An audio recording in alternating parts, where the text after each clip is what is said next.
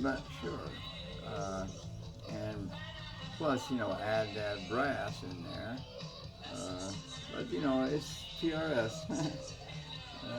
So it probably will kick. It'll definitely look custom. She no longer can complain about, oh, you don't show me off in the shows. Yeah, because you're stock. It haven't done nothing to you. So now Emily will have her own shows and speedster stuff because she's good at that. um, I might as well put the stuff away. No.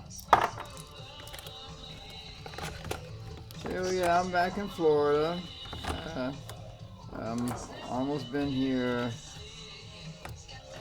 7 months or so. Since November. It's July. Yeah, something like that. And I have, well, I don't really have a lot of money. That's the only thing. I live in the back office area of the church, 7 church, basically. I haven't found any other place, and rent is $700, and when you get only 600, it doesn't make it. You know, there's no room to eat, there's no room to go out into restaurants or socialize or anything like that. So I just do what I do, what I can, and hope for the best, and pray to God that there's a reason for me living 72 years and started this music basically officially I mean, 6 years old, 1956, with a tambourine, maracas, and shakers and stuff like that, percussion. Then 7 years, at 7 years old, I bought a 10-cent flute, and that started this whole melodic flute thing, which culminated in a flute, owning a silver flute. And then branching off to sax, expanding to saxophone because the band wanted a horn for jazz, and we did get a jazz pianist. But I had been playing the flute all along in jazz. It's just now it's got a different voice. It's louder, expressive in ways that the flute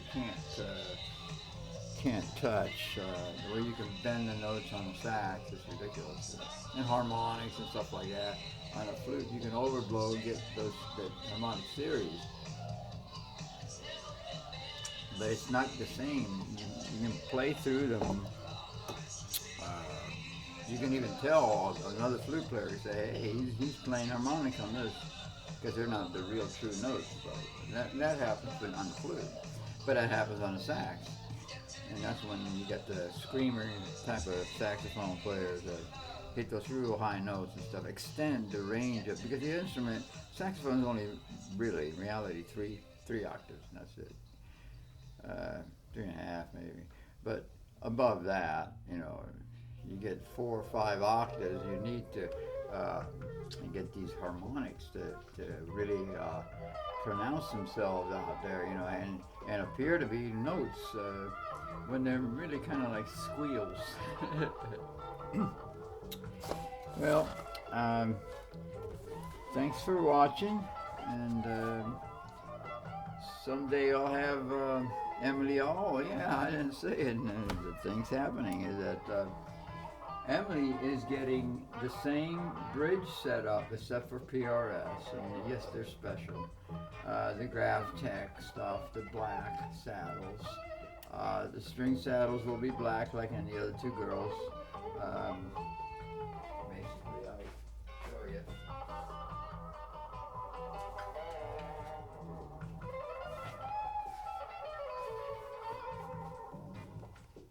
You can see how beautiful that is. Well, that's what she's gonna have. She already has this, the GravTech nut, but in a Paul Reed Smith style. It's chunkier.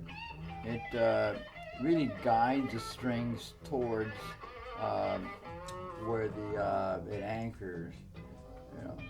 So that's one good thing about that style. But when you have a Stratocaster type set system, then they do it that way. So any replacement parts has to be along with that kind of dimensions, you know. So yeah, it's this guitar is amazing that it's lasted that long. I do need to doctor up the frets a little bit more. I just polish them. I kind of reshape them a little bit. Not too much though. I want them just real smooth and slick, like glass, and the strings can just slide over them. And that's pretty much how I handle that. So yeah, I use these on all three guitars that hang around on that stand, because they can fall out. You know, a kid comes by or something, just bangs, you know, hits them on not really wanting to, but you know, what do you call it, backs into them or something, and then some of the guitars fall out. So I don't want that to happen. So that's why I use these. The PRS, Emily, she's always got that there because she's got that long neck. And that, believe it or not, 24 frets will make it so it always falls flat on its face. That's the way those guitars are. Extra wood, extra everything, length, and you know. So, yeah. I'm over here by the three guitar stand, and I'll put the studio back together. Right now I'm just trying to, I do all my tiny work here on this round table. Sometimes I have the geek guy, computer guy over here working on something. Or he might take this chair, you know, and I'll sit over here on this side. It's a round table. That's all I got. All right, God bless everyone. Take care.